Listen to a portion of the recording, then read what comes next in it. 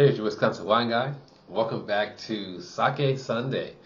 There's something marvelous about this elegant beverage here, sake. I remember you go back in years and drinking sake, you show up at the Chinese restaurant, the typical Chinese restaurant, and you order, some sake, and they give you this warm sake. It was sweet sake, but it was warm, and you didn't think about the taste. You just thought, you get wasted having kanpai, just having a good time, right? Or maybe at the Japanese restaurant, you do the same thing, but when I started getting more involved into sake, I started discovering the elegance, the quality levels of sake. It just changed my whole perspective. And it's like, am I starting to like sake more than wine? I don't know.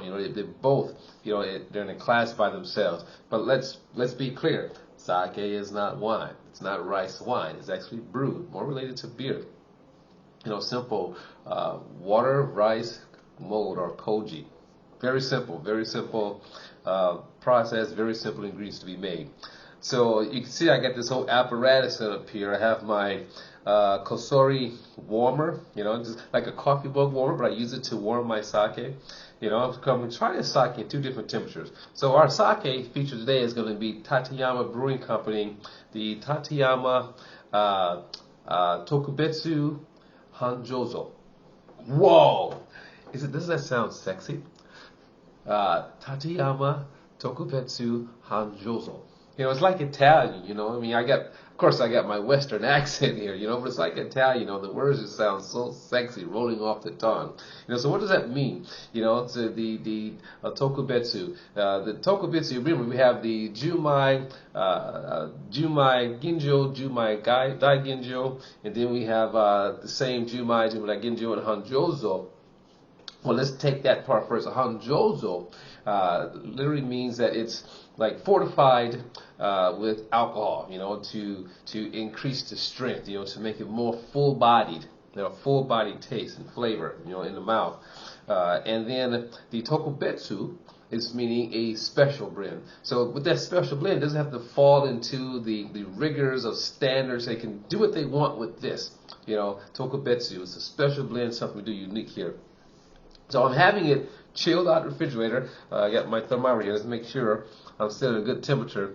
So at like 44 degrees here, and then here at room temperature at about 72 degrees. Don't want to go any warmer, just enough, to get a fullness of the body. Chilled to give you that crisp. This is going to be dry, that crisp, nice acidity, taste. So the difference when it comes to food. And maybe I should have a sake and food pairing video. Lighter dishes, full flavored dishes. Okay, warmer, more body, more strength, more flavor, lighter, crisp, refreshing. So we're gonna give them both the taste. We're coming in at 15.7% alcohol, 59% rice polishing ratio.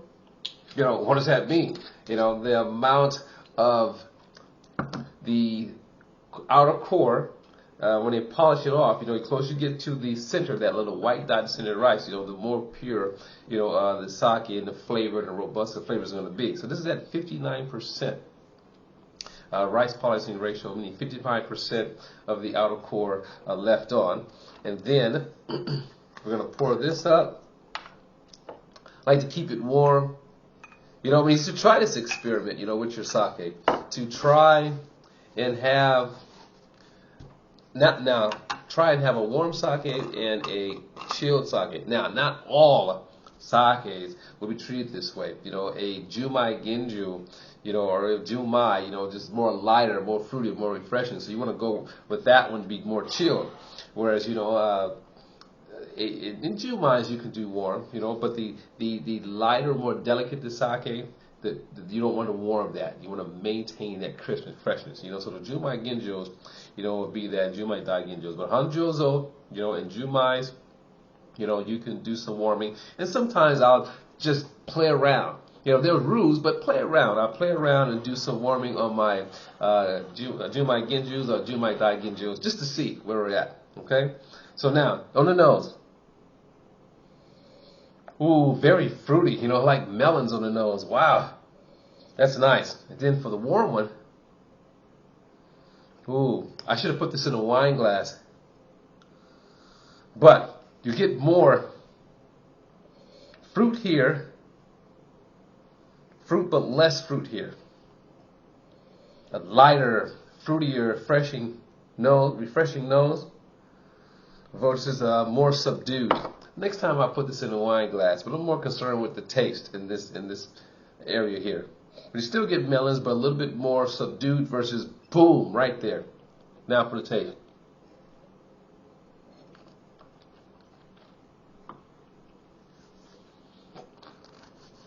And then that tasting process, just like wine is the same. Get a full, nice rinse on the palate for a taste. Wow. Dry finish, bursting with melon fruit flavor here. And then that subtle hints of rice. I mean, it is made from rice. I want to taste the rice. So subtle hints of the rice in the back. Definitely dry. Definitely gets, you know, that full. It still has a rich taste to it.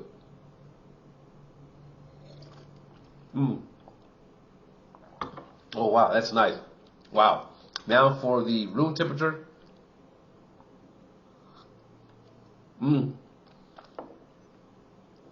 Wow. The difference on my palate is this. More fuller, more robust for room temperature. I can even go warmer. But I want to go too warm that it begins to just taste like alcohol. I still want to get some of that subtle fruit quality, you know, and just to bring out more the flavor of the rice. So the difference, again, clean, crisp on the palate, you know, refreshing, fuller, rich, robust on the palate, serving a little bit warmer.